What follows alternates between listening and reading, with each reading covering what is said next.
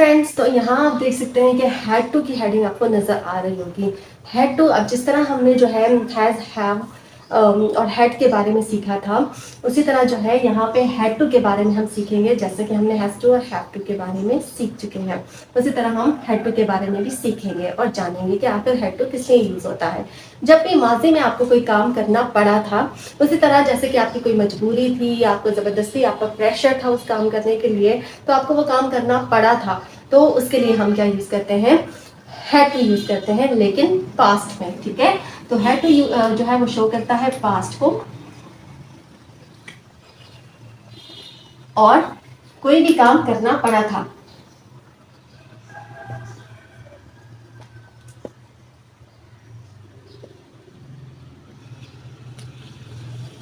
कोई भी काम आपको अपने पास्ट में करना पड़ा था, आपकी मजबूरी थी, आपसे ज़बरदस्ती करवाया गया था, आपका प्रेशर था या आप पर दबाव था, तो आपको वो काम जो है, आप अपनी विश आपकी नहीं थी लेकिन आपको वो काम करना पड़ा था, तो उसके लिए हम हैड टू यूज़ करते हैं। तो आइए चलिए देखते हैं कि इसका जो है सिंपल सेंटेंस यानी सादा जुमला कैसे बनता है। Sentence rule.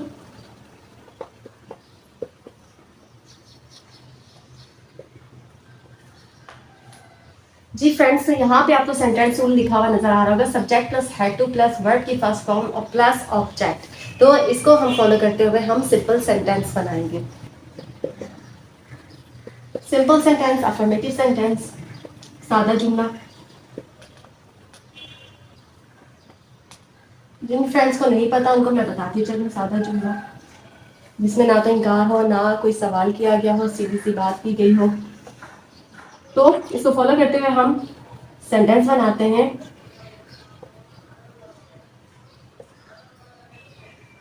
He had to go, उसको जाना पड़ा था। कहाँ जाना पड़ा था? उसको ऑफिस जाना पड़ा था। उसका दिल नहीं चाह रहा था लेकिन मजबूरी थी, इसलिए उसको वहाँ जाना पड़ा था। He had to go market, market उसको जाना पड़ा था। उसका दिल नहीं चाह रहा था, गर्मी बहुत थी बाहर, लेकिन उसको जाना पड़ा था। तो बहुत सी मजबूरियां हमारी हो सकती हैं, हमारी ज़रूरतें हो सकती हैं, ना चाहते हुए भी हमें वो करना पड़ता है। तो यहाँ पे जो है पास्ट में शो करने के लिए ही हैड टू गो, उसको जाना पड़ा था। ठीक है, आई होप कि आपको ये समझ आ रहा होगा। नेक्स्ट एग्जांपल देखते हैं।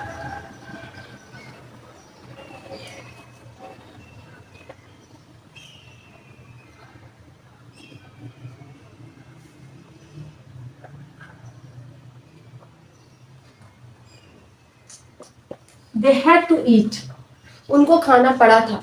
मीन्स कि अगर वो किसी पार्टी में गए, किसी दावत में गए, तो उनको जो है वो, उनको बिल्कुल भी भूख नहीं लगी हुई थी, उनका बिल्कुल भी दिल नहीं चाह रहा था खाने के लिए, लेकिन उनको ज़बरदस्ती खिलाया गया, उन पर प्रेशर डाला गया कि भाई नहीं नहीं खाओ खाओ, बगैर खाए हुए जो है हमारे यहाँ से पार्टी से नहीं जा सकते, तो उनको ज़बरदस्ती खिलाया गया, तो उनको वो खाना पड़ा था। आई होप कि आपको ये समझ आ रहा होगा और बहुत अच्छे से समझ आ रहा होगा। तो इन जो है इस सेंटेंस रूल को, इस फॉर्मूले को अपने पास नोट डाउन कीजिए और इन एग्जांपल्स को आप जो है फॉलो करें, इस एग्जांपल्स को आप देखें, इनकी प्रैक्टिस करें, और जो है जहाँ भी आपको डिफिकल्टी फील हो तो मुझसे पूछें, जो है मुझे कमेंट करें और इनको अपने पास नोट डाउन करें। जी तो फ्रेंड्स, यहाँ पे आप देख सकते हैं कि जिस तरह हमने हैड टू का यूज़ करते हुए सिंपल सेंटेंसेस बनाए, जो कि बहुत ही सिंपल और बहुत ही ईजी वे में बन गए, और आई होप कि आपको बहुत अच्छे से समझ भी आ चुके होंगे। तो इसी तरह जो है अब हम यहाँ पे नेगेटिव सेंटेंसेस बनाने लगे हैं हैड टू को यूज़ करते हुए। नेगेटिव सेंटेंसेस वो सेंटेंसेस जिसमें इनकार किया गया हो, जिसमें इनकार करने के मतलब कि उस काम को करने के लिए आपके पास चॉइस हो, आप उस काम को करें या उससे इनकार कर दें। ठीक है, तो यहाँ पे जो है नेगेटिव सेंटेंसेस हम बनाने लगे, तो इसमें जाहिर सी बात है यहाँ पे नॉट मेंशन होगा, यानी नहीं का जिक्र होगा, उस काम को करने से इनकार किया गया होगा। तो यहाँ आप देख सकते हैं कि सब्जेक्ट है, उसके बाद हमने डिड का इजाफा किया, जिस तरह हमने हैज़ टू और हैव टू के नेगेटिव सेंटेंसेस में डू और डज का इजाफा किया था, उसी तरह ये चूंकि पास्ट से रिलेटेड है, तो इसलिए हम पास्ट की बात कर रहे हैं तो डिड यूज़ करेंगे, उसके बाद हमने नॉट जो है ऐड करना है, उसके बाद हैव टू और उसके बाद वर्ब की फर्स्ट फॉर्म, और फिर हमने लास्ट में ऑब्जेक्ट लिखना है। ठीक है, इसी रूल को, इसी फॉर्मूले को फॉलो करते हुए आइए हम sentence. They did not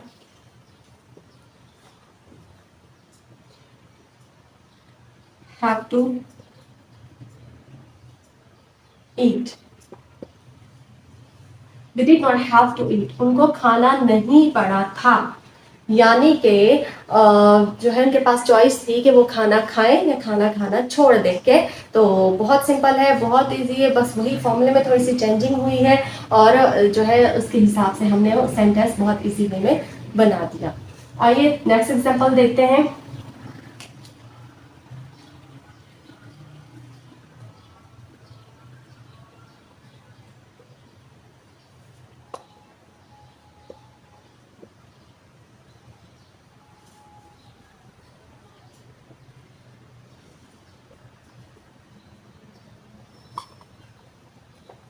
He did not have to listen, उसको सुनना नहीं पड़ा था, यानी कि कोई बात उससे की गई लेकिन उसको जो है उसने सुनने से इनकार कर दिया, उसको वो बात नहीं सुननी पड़ी। बस इसमें हमने कुछ चेंजिंग करनी है और बहुत बिल्कुल सारा तरीका वही है।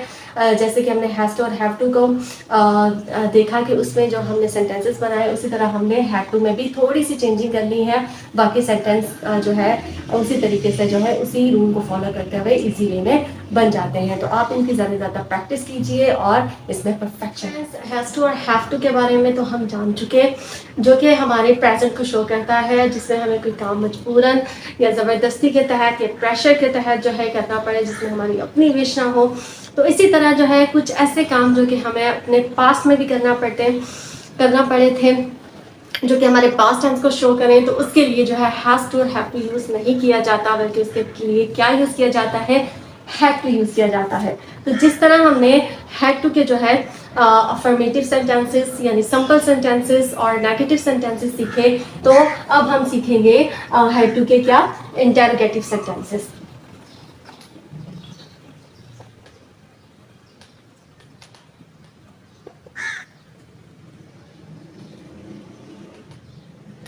तो हमें पता है कि हैड टू यूज़ किया जाता है, जैसे कि हमने सिंपल और फॉर्मेटिव सेंटेंसेस में जाना कि जो हमें काम मजबूरन करना पड़ा, लेकिन किस में करना पड़ा, हमें प्रेजेंट में नहीं बल्कि हमें पास्ट में जो है करना पड़ा था।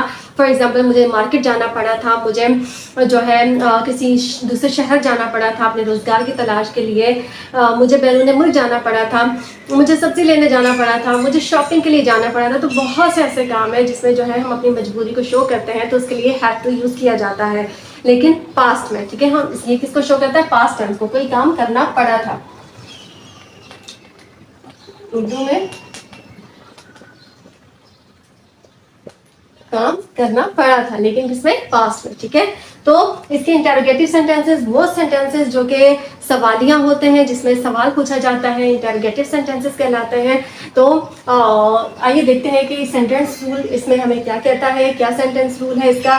सबसे पहले सेंटेंस रूल देखते हैं कि हमारे पास फॉर्मूला या इसका स्ट्रक्चर या कोई जो है सेंटेंस का जो एक फ्रेम है जो हमें अवेलेबल होता है जब भी हम सेंटेंस बनाने लगते हैं। डिड जो है जैसे कि पास्ट टेंस को शो करता है डिड, तो हमें पता है कि जब भी सवाल पूछा जाता है तो जो हेल्पिंग वर्ब होता है उसको हम शुरू में ले आते हैं सब्जेक्ट की जगह पे। तो हमने हेल्पिंग वर्ब को जो है शुरू में ले आए हैं डिड को, उसके बाद हमने सब्जेक्ट को शो करना है, उसके बाद हम हैव टू लगाएंगे, फिर उसके साथ जो है वर्ब की कौन सी फॉर्म, फर्स्ट फॉर्म यूज होगी, उसके बाद जो है ऑब्जेक्ट लगाएंगे और फिर हम क्वेश्चन मार्क जो है वो शो करेंगे सवालिया जुमले के लिए। ठीक है, did I have to get up early, क्या मुझे जल्दी उठना पड़ा था। तो यहाँ हमने देखा कि सेंटेंस को स्ट्रक्चर को फॉलो करते हुए, जो सेंटेंस रूल है उसको फॉलो करते हुए हमने सेंटेंस बनाया, बिल्कुल एक सही सेंस वाला, एक सही तरतीब वाला जो है हमने सेंटेंस बनाया। डिड को हम शुरू में ले आए, उसके बाद हमने जो है सब्जेक्ट लगाया, फिर हैव टू, फिर गेट अप, फिर अर्ली। ठीक है, फिर क्वेश्चन मार्क को शो किया। तो ये बहुत ईजी, बहुत सिंपल है और बहुत ईजी तरीके से जो है आपने सीख लिया। Did she have to cook a meal, क्या उसको खाना पकाना पड़ा था, यानी कि ये पास्ट टेंस को शो कर रहा है कि क्या उसको खाना पकाना पड़ा था पास्ट में जो है, क्योंकि यहाँ पे डिड भी लगा है, यहाँ पे हम जो है हैव टू भी यूज़ कर रहे हैं, यहाँ पे वर्ब की फर्स्ट फॉर्म भी यूज़ कर रहे हैं, तो डिड शो कर रहा है कि ये पास्ट का करेंगे।